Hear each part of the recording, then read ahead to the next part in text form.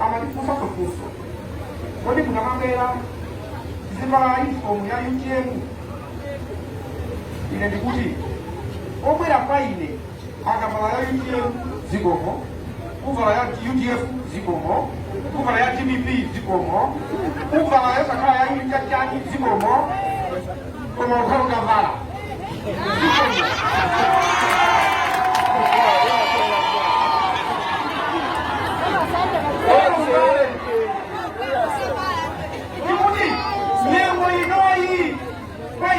yana na mutatu wa mraifu na tuwaji kwa waja yesikilizane ukakuti siye nitubile shito mwokondana sikilizane tiendele pamosi Mungu wapino tawi zose Mungu wapino tawi zose siku laki sanu amekala silamu kijuma wakamepera mawa sabata ineso nipina kutaki kitikapepere Sunday tikapepere tukuze likalile chapu ino tipo sayuniwa kukonda mzano sipene zozo njezi chitike nje ine mkamati pempa muzidi pempa kati Vice President waziko komanso mzika ya ziko linomuka mtuzano osatia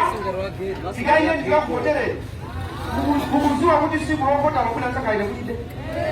siku limene mulubamu itena mukakakone kumanda siku liziwa siye ichiko panga zabu ilo mulubwa didalise ambuya kudalise linose mukalembese moralo tu usima ikampoma muta kufina pano ausi wali walembesa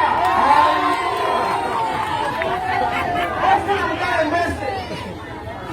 komanso ndilipikise amachali azimai tunaona fatu watu azimai atolika machali jenaso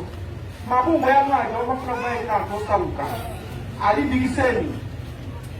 ndifikire nituwele chakalagani kikuwa kutika mungu mtakusauka amili mundu mosi tukafikire chitakuiza na tonse ambuya kalula kita kwa fikira ambuya kudaliseni usale kuno zimu kwa bini